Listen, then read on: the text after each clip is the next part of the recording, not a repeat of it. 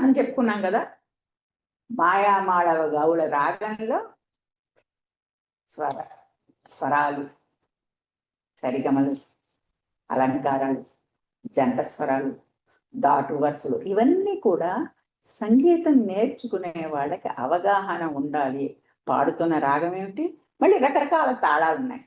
ఆది తాళం ఉంది, రూపక తాళం ఉంది, జంట తాళం ఉంది, త్రిపుట తాళం ఉంది.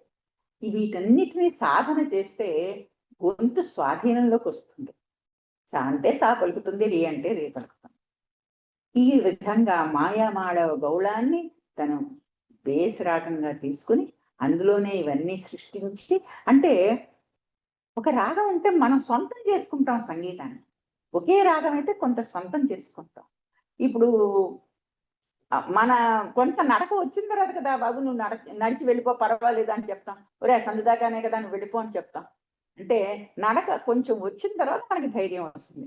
అలాగే వీళ్ళకి ఈ మాయామాళవ గౌళ రాగంలో ఒక కొంత అలవాటయ్యి స్వరాలు నిలబెట్టుకోవడం ఇవన్నీ తెలిసినప్పుడు, రకరకాల తాళాల్లో ఈ అవన్నీ స్వరాలన్నీ పాడగలిగినప్పుడు, తర్వాత గీతాలు పాడగలిగినప్పుడు, ఇవన్నీ కూడా అవన్నీ ఒక స్టేటస్ కానీ స్టాండర్డ్ కానీ వచ్చి తర్వాత గీతాలు నేర్చుకోవచ్చు.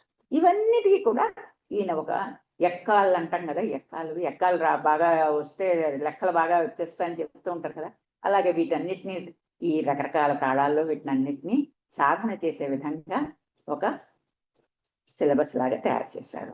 అందుకని మన పురంధరదాస్ గారికి మనం హృదయపూర్వకంగా నమస్కరించుకోవాల్సి వస్తుంది. ఇంకా ఆయన జీవితం ఎలా అయిందంటే, తర్వాత ఈ సంఘటన తర్వాత ఆయన చాలా మారిపోయాడు. భక్తి సాహిత్యంలోకి వెళ్ళిపోయాడు. తన వ్యాపారం అంతా కూడా మెల్లిగా ఎవరికో అప్పచెప్తే తను కొన్ని ఊళ్ళు తిరుగుతూ ఈ భక్తి సాహిత్యాన్ని, ముఖ్యంగా భక్తిని, ఆయనకి ఆ రోజు అవసరం ఉంది. ఈ భక్తి టైంలో ఈ జనమందరూ వీళ్ళందరూ కూడా భక్తి సాహిత్యాన్ని ఎందుకు ఇంతగా వ్యాపించబడి చేశారు అంటే, ఆ రోజుల్లో కుల మతాలు ఎక్కువగా ఉంటాయి. వాటి మీద ఆ కులం వాళ్ళని దూషించుకోవడం ఎక్కువ ఉండేది, మతాల వాళ్ళని దూషించుకోవడం ఉండేది. మానవత్వం లేదు, వాళ్ళని చాలా దూరం.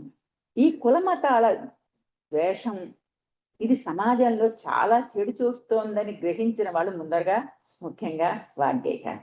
దీనికి రూపుమాపుతూ కొంతైనా జనంలో, ఒక్కసారి మనం రూపుమాపలేము, ఇంతగా మనం వేళ్ళూనిపోయింది సమాజంలో అని. దాన్ని రూపుమాపడం అంటే సామాన్యమైన విషయం కాదు.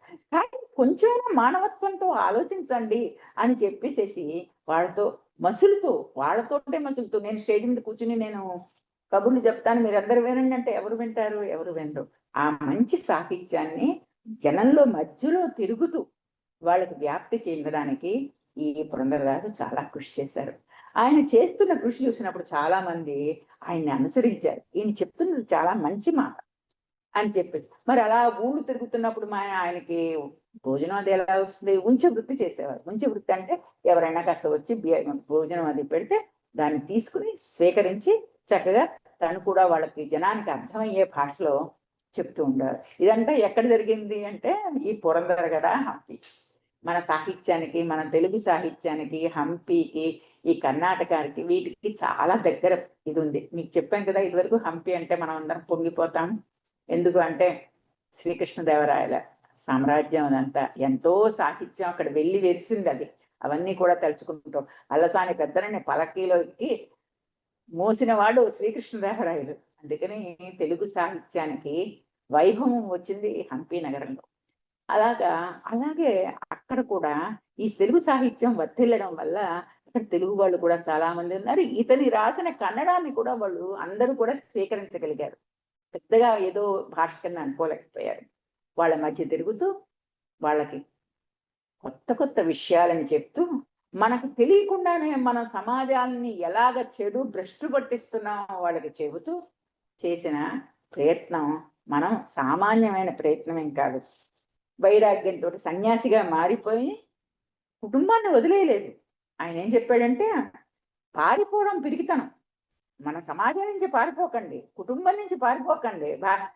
ఏదైనా మనం మంచి పని చేయాలంటే పిల్లల్ని వదిలేయాలని చెప్పేసి ఎవరు చెప్పలేదు.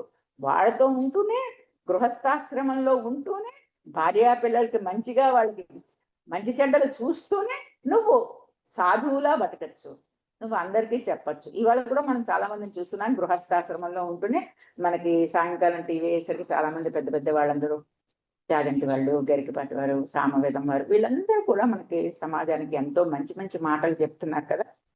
అలాగా ఇతను అని చెప్పేవాడు అనమాట. పిరికితనం పనికిరాదు, మనకు కష్టం వచ్చినప్పుడు ఈదాలి, ఈ కుటుంబంలోనే ఈదుకుంటూ మనం ఉండి జయించాలి. అంతేగాని వీటిని అన్నిటినీ వదిలేసేసి మేము ఎక్కడికో వెళ్ళిపోతామని చెప్పేసి అనడం చాలా అమాయకత్వం అని చెప్పారు. అప్పటికి హిందూ మతంలో వర్ణ వివక్షత, కుల వివక్షత చాలా అధికంగా ఉండేది, నియమనిష్టలు కూడా చాలా అధికంగా ఉండేది. ఈ సూత్రాలు ఇవన్నీ కూడా ఆయన చూసి కొంచెం మనసు చిన్నబొచ్చుకొని ఆయన తన సంగీతంలో ఏం రాశారంటే, ఈ మానవ జన్మ దుర్లభం, దీన్ని జార విడుచుకోకండి.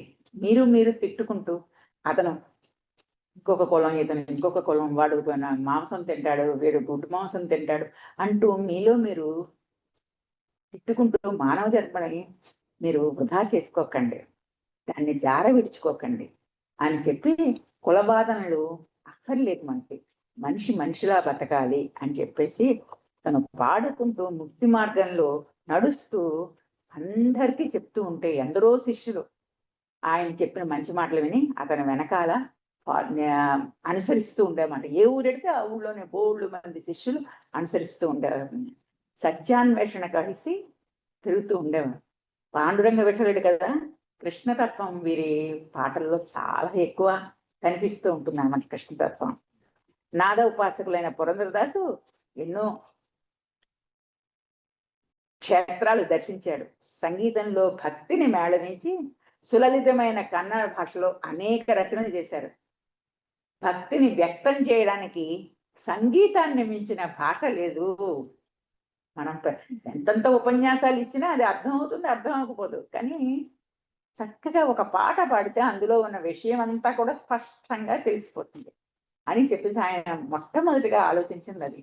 భక్తిని వ్యక్తపరచడానికి ముఖ్యమైన భాష ఏమైనా ఉంది అంటే అది సంగీతం మాత్రమే అని. ఉపవాసాలు, మడి, ఆచారం, ఈ కట్టుబాట్లన్నీ కూడా ఏమీ అక్కర్లేదు. భగవంతుని సేవించాలంటే ఇవన్నీ ఎందుకు అక్కర్లేదే.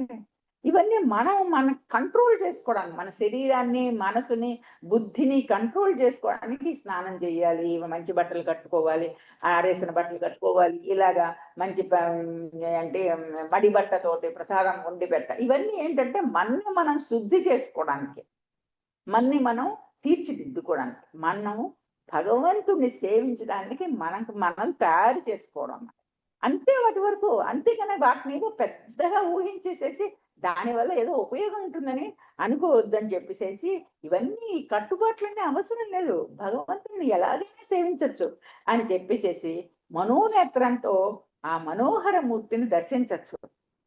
మనోనేత్రం అంటే మనం చూస్తాం, తిరుపతి వెళ్తాం, వెంకటరమణ మూర్తిని చూస్తాం, కానీ ఆయన్ని 2 నిమిషాలు చూస్తాం, దండం పెట్టుకుంటాం, మెల్లిగా బయటకు వచ్చేసిన తర్వాత అది మనం ఇంట్లో కూర్చొని పూజ చేసుకుంటుంటే మనకు ఆ మూర్తి కనబడుతూ ఉంటుంది.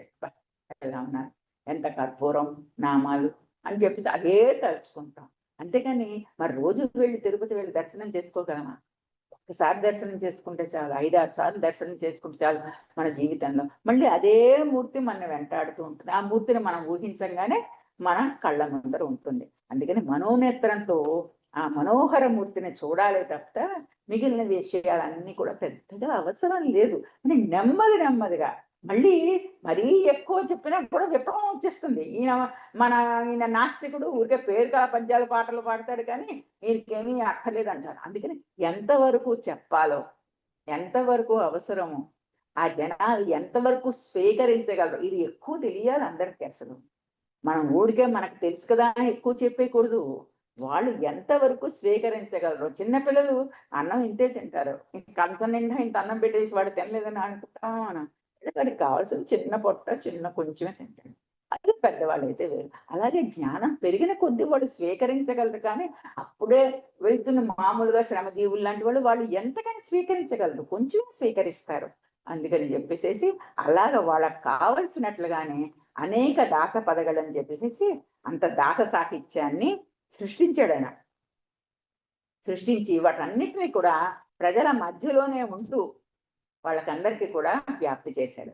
సకల గ్రహ బల నీవే సరసిజాక్ష, నిఖిల రక్షక నీవే విశ్వవ్యాపకవే, రవి చంద్ర బుధ నీవే. చూడండి, నిగ్రహాలు నీవే, రాహుకేతువు నీవే, కవి గురు శనియు మంగళవు నీవే, దేవరాత్రియు నీవే, నవ విధానవు నీవే, భవరోగ హర నీవే, భేషజను నీవే. నవగ్రహాలన్నీ నువ్వే. పొద్దున్నే లేవంగానే చూడ, ఏ అక్షరం ముక్క రానివాడు కూడా మనకు చూస్తే గమనిస్తే కనుక పొద్దున్నే కాస్త నీళ్లు తీసుకుని సూర్య భగవానుడికి నమస్కారం పెడతాడు. అవునా? అలాగా అన్ని గ్రహాలు కూడా నువ్వే. ఇంకో మళ్ళీ మళ్ళీ వేరే వేరే పూజించాల్సిన అవసరం లేదు. సరసిజాక్ష మహావిష్ణువ నువ్వే అని. నేను మనకి ప్రత్యక్ష దైవం ఉంటాం సూర్య భగవాను. ఎక్కడికో వెళ్ళలేము, అందరూ వెళ్ళలేము. ఇవాళ దీన్ని సౌకర్యాలు వచ్చాయి కాబట్టి వెళ్ళగలుగుతున్నాం, కానీ మరి పూర్వకాలంలో వెళ్ళలేకపోయేవారు కదా. తిరుపతి పక్కనే ఉందని తెలిసినా అవన్నీ చాలా ప్రయాస కదా అంత ఎక్కడం. అలాంటప్పుడు అందరూ వాళ్ళు ఏం చేసేవారు, సూర్య భగవానుడే ఆయన ప్రత్యక్ష దైవం అనుకుని నమస్కారం పెడుతూ ఉంటారు. ఇలా రవిచంద్ర బుధ నీవే, రాహు కేతువు నీవే, కవి గురు శనియు మంగళవు నీవే, దేవరాత్రియు నువ్వే, పగలు రాత్రి నువ్వే, నవ విధానవు నీవే, భవరోగ హర నీవే, భేషజను నీవే. ఎంత చక్కగా, ఎంత సున్నితంగా, ఎంత సింపుల్ గా భక్తి సాహిత్యాన్ని ప్రజల్లోకి తీసుకెళ్లిన ఆ పురంధరుడికి వాగ్గేయ గారికి నమస్కారం పెట్టుకుంటూ చిన్న బ్రేక్ తీసుకుంటాం.